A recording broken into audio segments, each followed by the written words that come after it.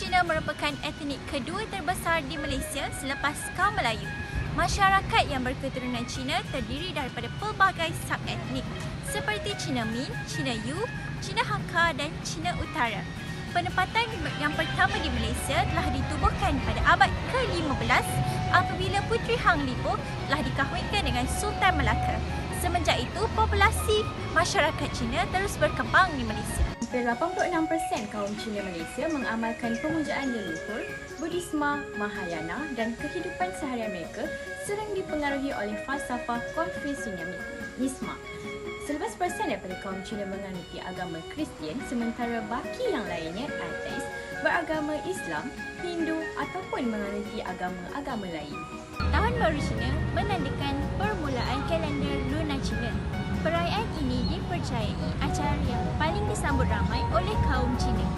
Kebiasaannya ia disambut pada 21 Januari dan 20 Februari menurut takwim Gregor.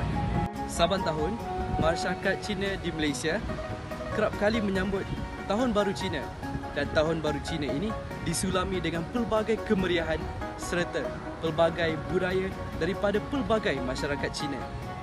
Dan salah satu yang kita biasa lihat adalah ampau ataupun kita dapat lihat sebagai sampul merah. Walaupun mereka berada di luar negara, tetapi mereka sanggup datang ke negara mereka iaitu Malaysia ini untuk menyambut bersama-sama keluarga. Banyak tempat terkenal yang berhubung kait dengan masyarakat Cina seperti di Bandar Georgetown, Pulau Pinang. Pada tahun 2008, Georgetown telah tersenarai sebagai tapak warisan dunia UNESCO. Terdapat beberapa tempat terkenal di Bandar Georgetown seperti Rumah Agam Chong Fat Zi, Rumah Agam Peranakan Pulau Pinang dan Tokong Dewi Belas Ihsan. Terdapat banyak restoran Cina di Malaysia yang memenuhi permintaan penduduk Cina tempatan di Malaysia. Masakan Nyonya yang dipengaruhi oleh masyarakat India dan Melayu merupakan kegemaran tempatan. Masakan Nyonya selalunya mengandungi bahan-bahan seperti santan kelapa, lengkuas, buah keras, daun kesum, daun pandan, belacan, jus asam jawa, serai, bunga kantan, sengkuang dan banyak lagi bahan-bahan tempatan Malaysia. Beberapa contoh masakan Cina Malaysia adalah seperti char kway teow Pulau Pinang, mi Hokkien Lembah Kelang, bawang putih, yong tofu ampang, asam laksa, ayam pong teh, asam babi, lontong cap gomeh, kiam chai boy dan laksa lemak. China juga terkenal dengan keunikan kuih tradisional mereka seperti Chinese pumpkin cake.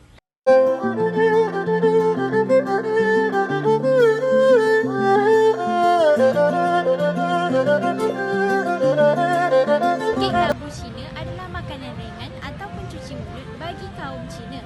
Ia sesuai untuk menghabiskan sisa labu semasa musim luruh. Hidangan kek labu yang manis ini sesuai untuk menghayati rasa sepenuhnya dalam cuaca sejuk.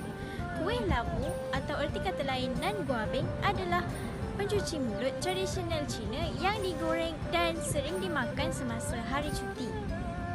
Keindahan resepi ini terletak pada kesederhanaannya yang hanya memerlukan 3 bahan iaitu tepung pulut, labu dan gula. Kek labu Cina ialah makanan tradisi bagi masyarakat Cina. Di Malaysia ini, kek labu Cina ini dihidang ketika Tahun Baru Cina. Namun, boleh didapati sepanjang tahun kerana kek ini disediakan oleh masyarakat Cina itu sendiri mengikut resepi tradisi temurun mereka. Kek labu Cina ini terdiri daripada 2 khasiat iaitu vitamin A serta keratin. Vitamin A ini bagi membantu penghadaman serta paru-paru kita, manakala keratin ini adalah antioksidan yang kuat dalam badan.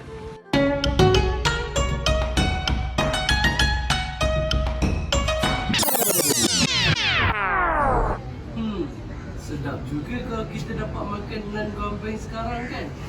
Betul tu, apa kata kita ajak Ain dan Balqis sekali?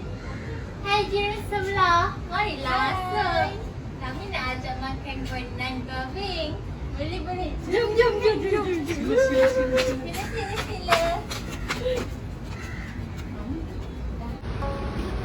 Bahan-bahan untuk membuat nan guabing ialah labu, tepung pulut, inti kacang merah, pewarna kuning telur, gula, dan biji-bijian.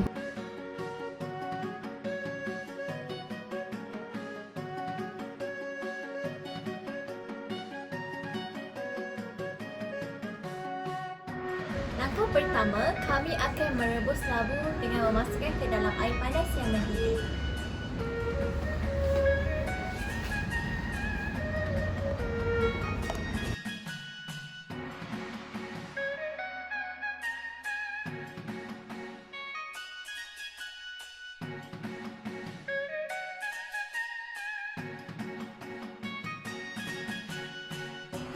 Setelah labu siap direbus, kami akan renyekkan labu ini untuk dijadikan dough nan guabing.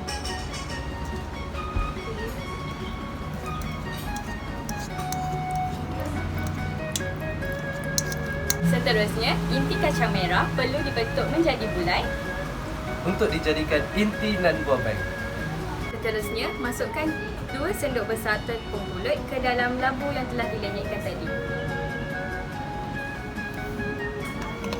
Masukkan juga 1 sudu besar gula pasir ke dalam acuan tadi. Seterusnya letakkan pewarna kuning telur. Dan pewarna kuning telur ni bagi mencantikkan kita punya nan guabeng. Kami akan gaulkan ke semua bahan tadi sehingga sebati dan menjadi seperti dough.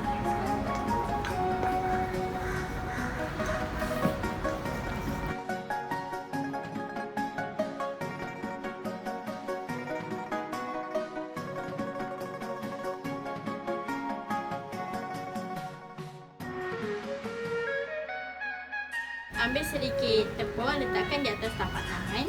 Kemudian lepaskan sehingga menjadi bulat. Wah, gugur betul kita punya adunan. Betul, tak sabar nak goreng. Balikkan inti sehingga menjadi bola. Dan pastikan inti tidak akan terkeluar daripada adunan ini.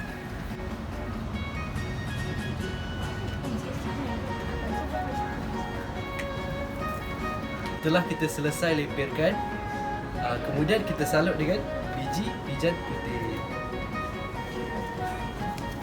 Untuk langkah seterusnya, kami akan letakkan sedikit minyak ke dalam kuali untuk menggoreng kuih nan guabing.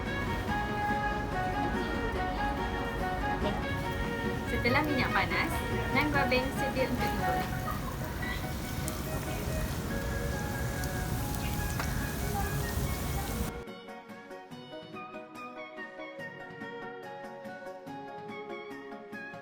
Baiklah, hidangan nan guabing kami sudah sedia untuk dimakan. Selamat menjamu selera.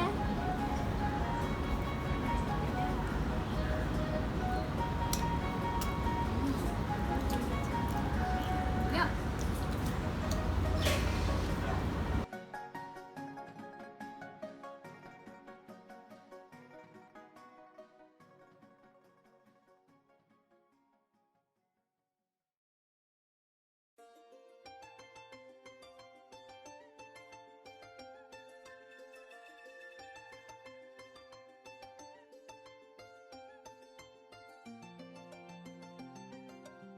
Dalam usaha membina tamadun, manusia tercipta daripada pelbagai latar belakang identiti etnik, budaya dan kecenderungan.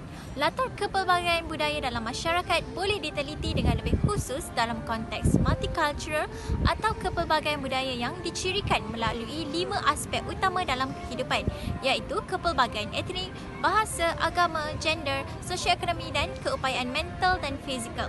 Dengan kompleksiti yang wujud dalam masyarakat umum, permasalahan konflik dan pertembungan budaya sama sekali tidak dapat dielakkan daripada berlaku. Oleh itu, dalam konteks masyarakat majmuk, perpaduan dan persefahaman perlu dipupuk agar setiap kaum bersedia dan berupaya memahami elemen-elemen penting budaya kaum-kaum lain. Ini adalah kerana kemakmuran sebuah negara hanya dapat dicapai dengan adanya sebuah masyarakat yang boleh bertolak ansur dan saling memahami. Sekiranya kita berpecah atau bertelingkah antara satu sama lain, negara yang aman dan harmoni ini akan menjadi mundur dan pertikaian akan menyebabkan ketidakstabilan ekonomi yang menjejaskan pembangunan negara. Seterusnya, dapat mententeramkan kehidupan masyarakat yang kepelbagaian kaum. Kesepaduan dalam rakyat sebenarnya lahir daripada semangat penerimaan dan rasa hormat tinggi antara kaum dan agama. Justeru, keutamaan harus diberi kepada usaha membina sikap penerimaan diiringi nilai keluhuran budi pekerti dalam masyarakat. Keharmonian dan kesejahteraan dalam hubungan masyarakat akan hanya dapat diwujudkan jika setiap individu mempunyai pemahaman baik terhadap peranan masing-masing untuk menerapkan nilai murni dalam interaksi seharian.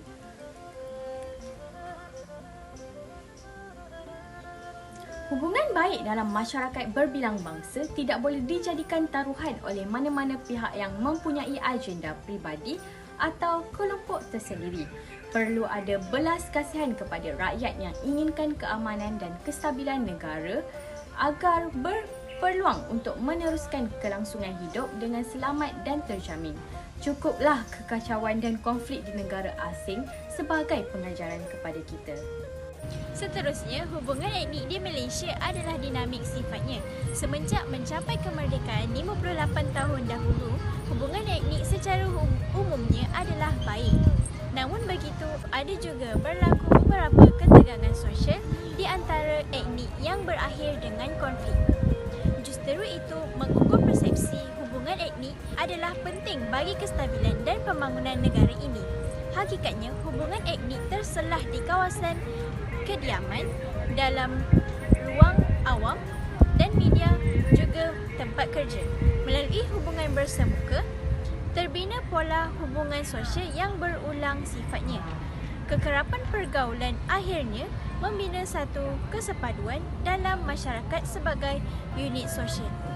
Walau bagaimanapun, memahami identiti etnik dianggap sebagai kunci untuk memahami banyak perkara tentang perubahan sosial dan ekonomi semasa. Tugas dan tanggungjawab pengkaji serta sarjana hubungan etnik bukanlah hanya membela atau menafikan identiti etnik. Memahami dan menghormati kepelbagaian kaum yang berbeza boleh meningkatkan imej negara di mata dunia. Imej negara amat penting untuk dijaga kerana ia mencerminkan bagaimana negara itu dipimpin oleh pemimpin-pemimpin. Umum mengetahui, Malaysia terdiri daripada pelbagai komposisi, masyarakat, kaum serta budaya. Justeru, keharmonian antara kaum ini amat penting bagi menjamin kestabilan politik serta mencapai kemajuan negara. Namun, bagaimana Malaysia ingin mencapai kemajuan di dalam negara ini? Salah satunya adalah masyarakat sendiri perlu sedar akan tanggungjawab mereka terhadap negara ini. Terdapat pelbagai nilai dan teras yang kita perlu amalkan, seperti menghormati, aman damai serta percaya antara masyarakat itu sendiri. Bagi menghadapi pelbagai rintangan di peringkat global, keharmonian serta kesatuan kaum ini amat perlu untuk kita capai pada masa akan datang serta kemajuan kita untuk generasi yang terkini. Wajiau Nur Badrusya. Wajiau Ain Hasanah. Wajiau Puji Nurbati. Wajah Daidul Fitri.